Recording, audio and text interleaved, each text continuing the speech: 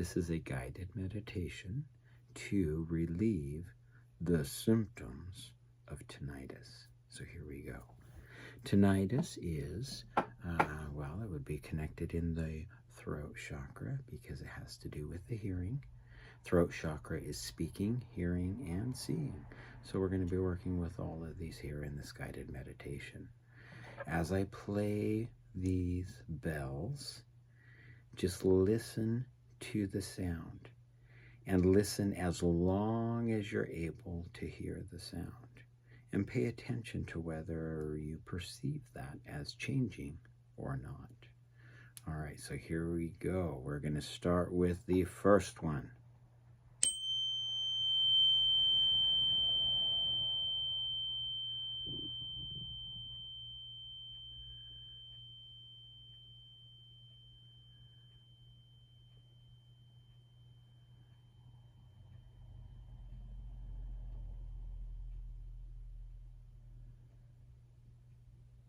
Here we go again.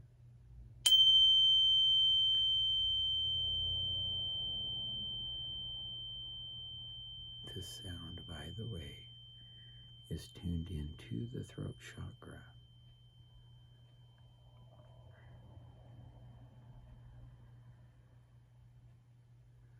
Now, I'm going to go through all chakras.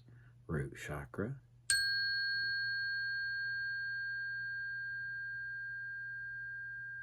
sacral chakra,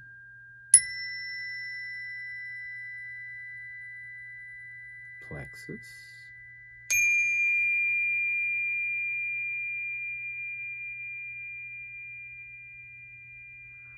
heart,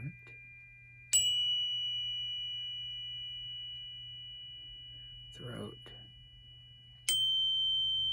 Okay. All right, now we're going to go to third eye.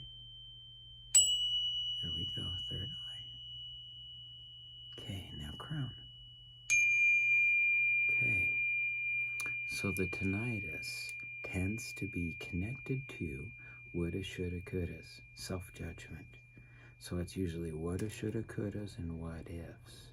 So as I play this bell the next couple of times, think about letting go of the woulda, shoulda, couldas and the what ifs. Okay, and I'm going to give you a little bit of guidance to help that happen. All right, so everything that would have been stays what would have been if you keep it what would have been. Allowing it to move in to something new allows it to become part of your manifestation energy. Next, everything that should have been stays a should have been if you keep it a should have been. So allow it to flow into a could be. And that's different than a could have been. A could have been stays a could have been as long as you keep it a could have been. So allowing it to release allows you to think about what it could be. Think about what all those things could be. Good. All right, next are the what ifs. Here's what you do with the what if. Flip it around. Flip it on its head. It's usually a what if the worst thing happens. And the way you flip that on its head is what if it doesn't? What if this is the biggest, scariest monster ever? What if it's not? You flip it on the head, it neutralizes the energy and allows you to let go of the what ifs. So here we go. One more. Good. Okay.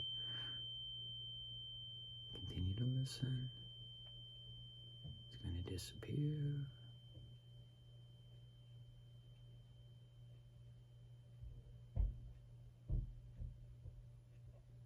Okay. Now, I've got a couple other bowls here, And I'm going to do a little more practice. So first, I'm going to come from below the ringing. Okay, I'm coming up. Picture the ringing as being where the top of the heart chakra, where the woulda, shoulda, couldas, and what ifs hang out. I call those the bats in the belfry. So think of this one as coming up from below those sounds. So same process. I'm going to play the gong effect of the bowl. Listen as long as you're able to hear the sound.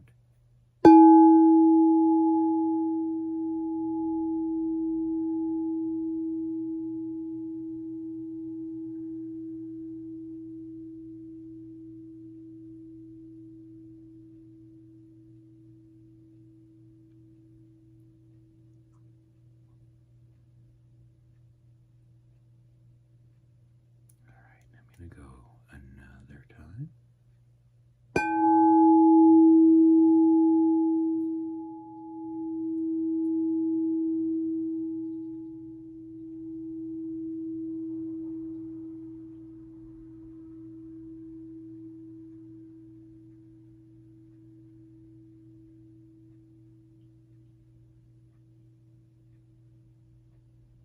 Okay, here's 3.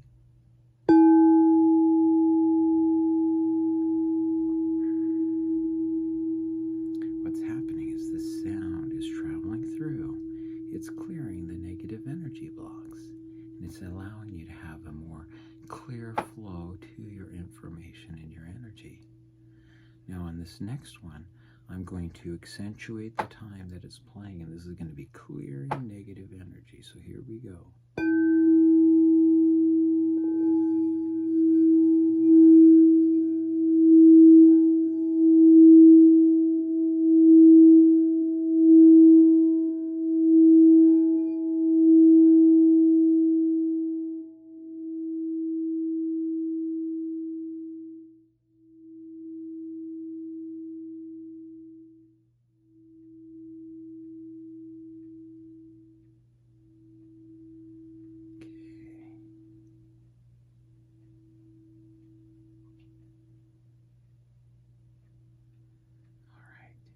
So now we're going to move to the next one. The next one is coming from the throat chakra. So you can picture this one is coming from above. So here we go. First one. It's helping those bats fly out of that belfry. Helping those what ifs fly down. The woulda, shoulda, couldas fall out. Good, again. All right. I'm being a little bit light on the gentility to help knock those negative energy hooks out of that woulda, shoulda, coulda. You need to be gentle with yourself. Think about being gentle with yourself. Being gentle with yourself. You did the best you could in the moment. And when you had better, you did better. And you're doing the best you can in the moment. And when you have better, you do better. So here we go. This one I'm going to accentuate. So we're going to wrap up this ringing sound so that we let it know that we hear you and we realize that it is here to get your attention. And it's here to get our attention so that we can see what information it thinks we're missing. So here we go again.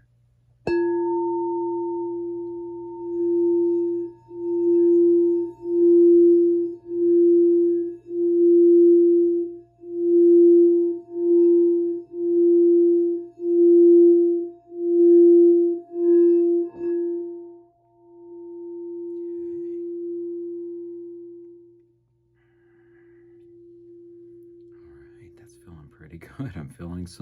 I'm feeling some stuff move here. All right. So now we're going to come to this one. Now this is a metal bowl, so it's got a different quality to it. And so what I'd like you to think about with this one's going to come from around. This one is going to come from around, seemingly from the beyond. So here we go. Ready? And here's 1.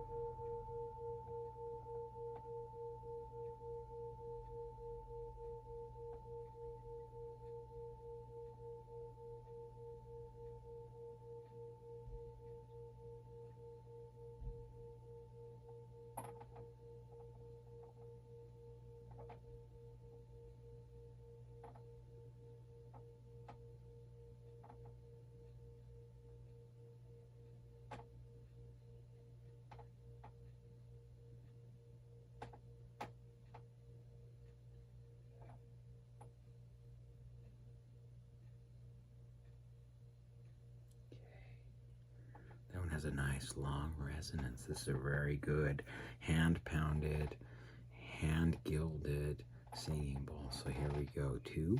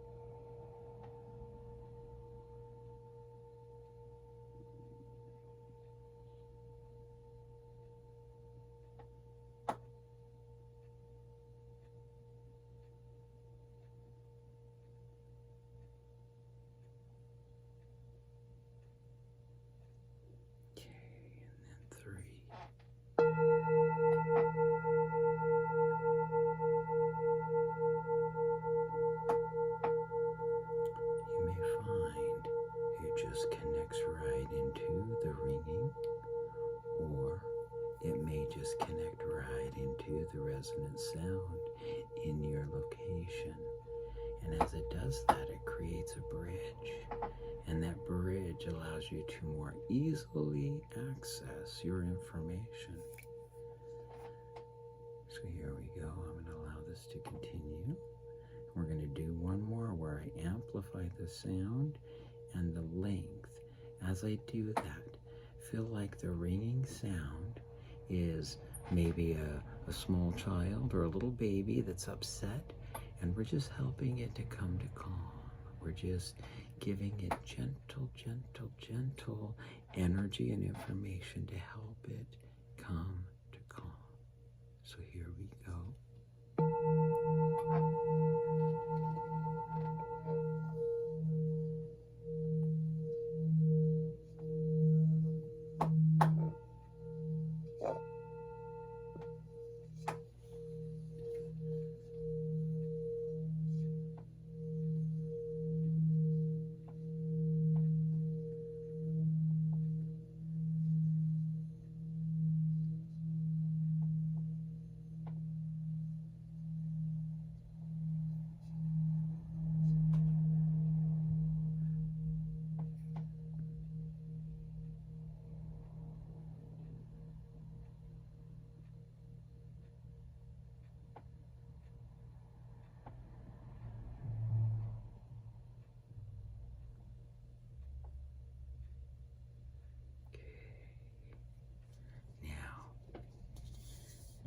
We've done some nice, gentle sound healing on the ringing.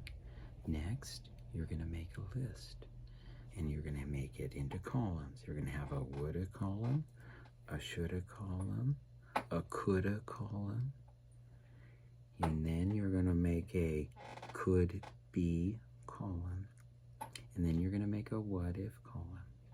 And you're going to list anything that would have been, or should have been, or could have been.